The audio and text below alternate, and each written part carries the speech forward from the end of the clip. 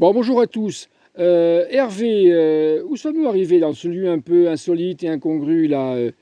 Explique-nous un petit peu. Je vois des statuettes, je vois une, une fontaine, une source. Où sommes-nous là? Ben écoute Gérard, je suis vraiment heureux d'avoir pu refaire cette promenade que j'ai faite à plusieurs reprises déjà dans la montagne corse. Et je suis heureux d'avoir eu l'occasion de te montrer cet endroit où tu n'étais encore jamais venu. Nous sommes sur la commune de Campidero. Campidero. Pour ceux qui ne sont pas corsophones, c'est orthographié Campitello sur les cartes officielles. C'est un petit village à flanc de montagne qui domine la vallée du Gaule, qui est, comme chacun sait, qui est le plus grand cours d'eau, pour ne pas dire le plus grand fleuve de Corse, qui est en bas, là en contrebas, et qui est à flanc de montagne. Ce matin, Gérard, nous sommes passés par le col de Bigorne, qui est à plus de 900 mètres d'altitude, et nous sommes redescendus, on venait du Nebbio, on venait de Murado, on est redescendu vers les villages qui sont accrochés à la montagne et nous sommes arrivés à Campidero. Alors comme tu le sais, on a laissé ta belle voiture dans l'un des hameaux de Campidero, le hameau le plus bas, qui s'appelle Panigale. Qu'est-ce que ça veut dire encore, Panigale? Je ne vois pas. Franchement, non, je ne vois pas. Non. Bon. Le hameau de Panigale. Donc, nous sommes ici dans un lieu de pèlerinage. Ah. C'est le Lourdes Corse. Nous sommes sur un site d'apparition mariale. Apparition mariale, voilà. C'est-à-dire d'apparition de la Sainte Vierge. Alors je voudrais maintenant vous raconter cette petite histoire. Les croyants seront heureux de découvrir ce lieu d'apparition mariale peu connu, en tout cas peu connu par rapport à Lourdes, par rapport à Fatima. Même en Corse, relativement peu connu. Mais c'est une histoire intéressante à remettre dans le contexte de l'époque. Donc je voudrais vous parler de Madeleine Parsi. Madeleine Parsi est née en 1884 dans ce petit hameau de Panigale. C'était une fille du village. Et c'est le 26 juin 1889 qu'en ce lieu, elle a vu, alors je vais vous dire exactement ce qu'elle a vu, je reprends les écrits de l'époque. Elle a vu la Madone, ce qu'elle a identifié comme étant la Madone, sur un rocher. Tiens, montre le rocher qui est là. Je suppose que c'était ce rocher, au sommet donc. Elle a vu la Madone vêtue de blanc et enveloppée d'un manteau bleu, auréolée d'une clarté éblouissante. Et cette apparition lui a souri. Ça, c'est le début de mon histoire. Elle avait 15 ans, la jeune fille. Et on remarquera, j'y reviendrai tout à l'heure en parlant des autres lieux d'apparition mariale, que ce sont souvent des jeunes filles qui ont Oui, c'est vrai. adolescentes. C'est vrai, c'est vrai. Qui ont ce genre d'apparition. Alors, 2 mois plus tard, même pas 2 mois plus tard, il y a eu, dans cette région, une grave sécheresse. Les habitants de Campidero et de la région étaient désespérés parce qu'ils n'avaient plus d'eau pour leurs bêtes et plus d'eau pour leur culture. Et naturellement, quand il y a la sécheresse, on invoque l'assistance divine, n'est-ce pas? Ça s'est fait dans le monde entier. Et le 14 août 1889, donc moins de 2 mois après la première apparition, de l'humidité est apparue miraculeusement ici, au pied du rocher, dans une anfractuosité du rocher où Marie serait apparue. Alors un homme du village a pris l'initiative de creuser un peu et de l'eau a jailli et c'est devenu une source. Alors là, ce que Gérard est en train de vous montrer n'est pas très impressionnant parce qu'on ne voit pas l'eau couler. En fait, Hervé, l'eau coule, apparemment c'est déplacé, elle coule maintenant ici. Alors moi, lors de mes précédentes visites, j'ai même pris de l'eau ici, là où elle est apparue miraculeusement, et elle coulait bien. Bon, c'était pas un gros flot, mais elle coulait bien. Alors je ne sais pas ce qui s'est passé, est-ce qu'on est à nouveau en période de Ben, l'eau se sécheresse? déplace Je des ne sais fois, pas. oui, oui. Je ne sais pas. Bon.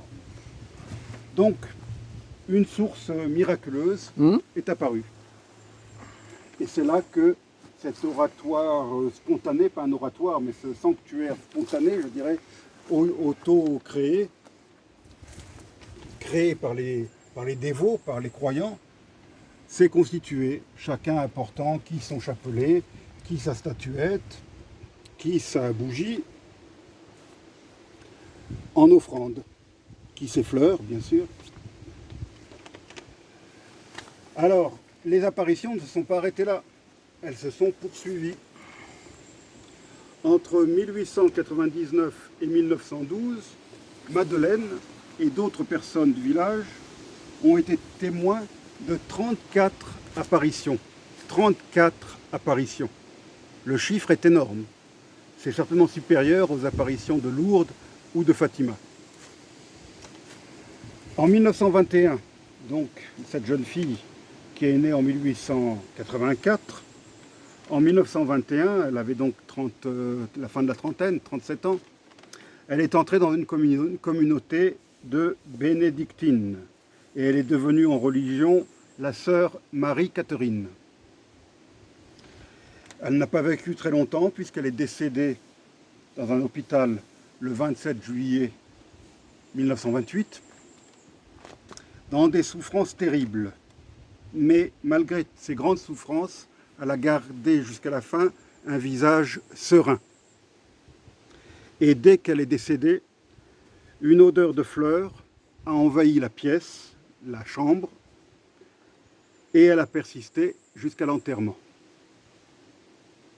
Alors, Madeleine Parsi est enterrée au village et sa tombe fait face au rocher des apparitions.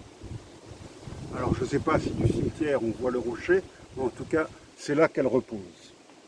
Donc voilà l'histoire de Madeleine Parsi, que l'on surnommait l'Hélène à l'époque, diminutif de Madeleine.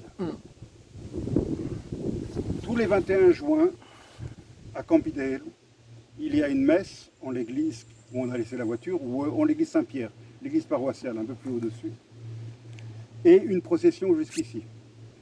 Alors je tiens à saisir l'opportunité de cette petite émission pour féliciter la municipalité de Campidale, et notamment monsieur le maire, Jean Mazzoni. Ils ont fait un travail remarquable. Je me souviens, j'avais gardé le souvenir d'un sentier difficile. Et lors des graves inondations qui avaient coupé la route nationale là-bas, dans la route Bastia-Ajaccio avait été, tu te rappelles Gérard, avait été coupée par le Gaulle qui avait débordé. C'était en 2019, je ne sais plus exactement. C'est ça. Eh bien, là, à l'époque, le sentier qui menait à ce lieu avait été lui aussi emporté par un glissement de terrain. Et le lieu des apparitions était devenu inaccessible. Et là, j'ai été émerveillé par le magnifique travail qui a été fait. Ils ont fait un sentier empierré, mais du beau travail, sans béton, sans ciment, un beau travail avec des belles pierres et avec, tu peux les montrer à l'image, des garde-fous presque tout le long, dans les endroits difficiles. Donc même les personnes âgées ou les personnes qui marchent difficilement peuvent venir. Et puis le 21, ce que j'ai dit, c'est le 21 juin. Le 21 juin, naturellement, ils viennent en procession, c'est-à-dire qu'ils doivent porter une statue. Je n'y ai jamais participé, mais je suppose qu'ils portent une statue de la Vierge jusqu'ici. Donc il fallait un sentier, non pas carrossable, mais piétonnable, n'est-ce pas? Oui. Où on puisse passer. Correct, oui. Un sentier correct. Donc vraiment, ils ont fait du bon boulot, très bon travail. Donc voilà l'histoire de cette humble jeune fille que l'histoire a oubliée, parce que même si l'Église de Corse a reconnu les apparitions mariales, le Vatican ne les a jamais reconnues, et donc Madeleine Parsi n'a pas eu la renommée, et Campidale non plus n'a pas eu la renommée que Bernadette Soubirous et Lourdes ont eu dans l'histoire du christianisme et au-delà, parce que Lourdes est connue mondialement.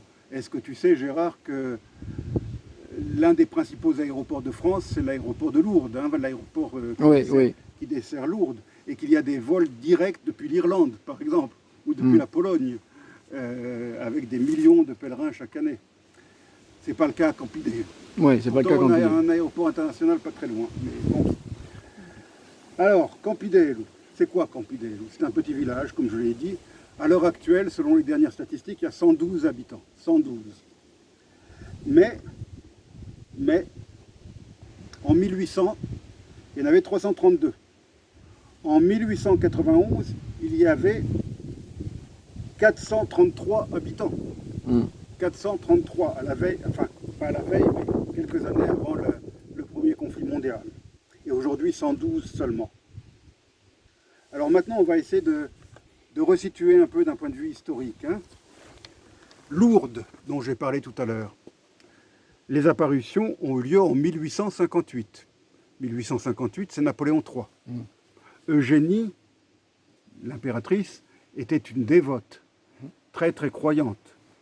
Napoléon III, au départ, était un peu mécréant, mais je pense qu'il a été entraîné par son épouse dans cette voie-là. Et donc, le régime, à l'époque, a certainement contribué à la renommée de Lourdes. Fatima, voilà. Portugal, 1917. Quelques mois après l'entrée en guerre du Portugal dans la Première Guerre mondiale. Ce n'était pas anodin. Medjugorje. Tu as entendu parler de Medjugorje, Bosnie. 1981, devant 6 témoins. 1981. Enfin pour toi ou moi, c'est quand même très récent. Et c'est devenu un lieu de pèlerinage très important, Medjugorje. Surtout quand on sait ce qui s'est passé après en Bosnie. Et alors, autre endroit qui a connu l'apocalypse, Kibeho. As-tu entendu parler de Kibeho? Je t'écoute volontiers. C'est une localité du sud du Rwanda. Et entre le 28 novembre 1981, à nouveau, et le 28 novembre 1989, la Vierge est apparue à 3 jeunes filles rwandaises, 3 collégiennes. Et elle leur a tenu un langage qui semblait annonciateur de l'apocalypse que devait connaître le Rwanda quelques années plus tard. Et le pire, c'est que Kibeho, qui est aussi devenu un lieu de pèlerinage, encore aujourd'hui, a été le lieu d'un massacre épouvantable en 1995. À Kibeho, il y avait un camp de déplacés Hutus qui avait fui l'avancée des troupes Tutsis du Front patriotique rwandais de Paul Kagame et qui avait donc constitué un camp de déplacés sous protection des casques bleus de la MINUAR, des Nations Unies. C'était des casques bleus essentiellement australiens, je crois. Et à fin 1995, je crois que c'était en octobre, je dis ça de mémoire, hein, Paul Kagame a voulu régler le problème une fois pour toutes. Il a envoyé l'armée qui a attaqué le camp, d'abord avec des bombardements de mortiers, puis à la mitraillette, à la mitrailleuse. L'orage a éclaté, les réfugiés affolés ont fui vers l'hôpital qui était contrôlé par une ONG internationale, est-ce que c'était MSF ou autre, je ne me souviens pas. Mais l'hôpital était lui-même entouré de barbelés et la foule s'est écrasée contre les barbelés et ont été achevés par les troupes du FPR. Il y a eu des milliers de morts en ce lieu, à Kibeho, sous les yeux des casques bleus australiens qui par la suite ont témoigné. Alors pour moi, qui ai bien connu le Rwanda, bien sûr c'est un événement marquant parce que Kibeho, c'est pour moi avant tout un lieu d'apparition mariale. Et donc qu'il y ait eu cet épouvantable massacre à quelques centaines de mètres peut-être du lieu où la Vierge Marie serait apparue à ces jeunes filles et qu'elle les avait mis en garde, qu'elle leur avait annoncé ce qui allait se passer, ça ne laisse pas indifférent naturellement. J'en parle, je raconte cette histoire, à la fois des apparitions et du massacre de 1995. Je raconte cette histoire dans mon livre « Rwanda, 25 années de mensonges », paru en 2018. Je me fais un peu de publicité en passant. Donc voilà en gros, Gérard, ce que je pouvais dire sur ce lieu. Alors, est-ce que tu as montré le Christ de Rio? C'est assez incongru de le trouver ici. Il est venu du Brésil jusqu'ici. Alors voilà pour cet endroit. Je ne veux pas trop m'attarder, mais en tout cas c'est un bel endroit. J'encourage les croyants et les non-croyants à y venir. Un endroit bucolique, un endroit calme, un endroit en pleine nature et avec une histoire assez intéressante. Assez intéressante, oui. Non, voilà. Allez, on remercie tout le monde. Je montre prends ma place. À mon tour de m'amuser avec la vidéo, assieds-toi. Alors toi, je sais que tu as certaines distances avec la foi chrétienne. Non, j'ai une culture protestante et en même temps je suis panthéiste et je suis attaché quand même à... Alors je vois Marie comme quand même un personnage qui accompagne les douleurs quand même. Je vois un petit peu sur le long terme de tout ce que tu as dit, qui accompagne les douleurs des peuples et donc qui les réconforte. Ça, c'est le rôle sûrement de ce personnage. Ça, c'est un. Ça, c'est pour les événements. Ceux qui disent qu'ils ont vu, ceux qui, en toute sincérité, l'ont vu. Crois-tu en la sincérité de Madeleine Parr? À la sincérité des gens, oui, complètement. Maintenant... moi, ou Bernadette Soubirous. Oui, non, je crois à l'insincérité, à la sincérité, pas l'insincérité, à la sincérité de ceux qui ont vécu ça. Elles ont vu quelque chose. Voilà.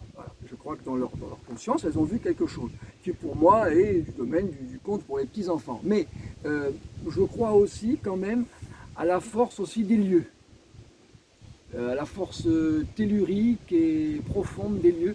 Les malheurs des gens ont besoin d'être accompagnés. Et il y a des lieux, je suis content d'être là, qui ont une force profonde. Ça, j'y crois aussi profondément, quelles que soient les convictions spirituelles de chacun. Voilà. Merci, Hervé. Merci, Gérard. Non, merci à toi pour cette découverte. Pour ces commentaires. Ça m'intéressait d'avoir ton point de vue d'agnostique. Alors je signale quand même qu'il y a un oratoire, je ne sais pas si on le voit d'ici, un peu plus haut, un petit oratoire avec une statue de la Vierge. Voilà. Donc voilà, chers amis, ce que je pouvais dire au sujet de ce lieu d'apparition mariale de Campidale, en Corse. C'est assez inattendu, n'est-ce pas? Je pense que beaucoup de gens n'en avaient jamais entendu parler. Donc Gérard, je crois que c'est l'heure de rendre l'antenne, n'est-ce pas? Merci à tous.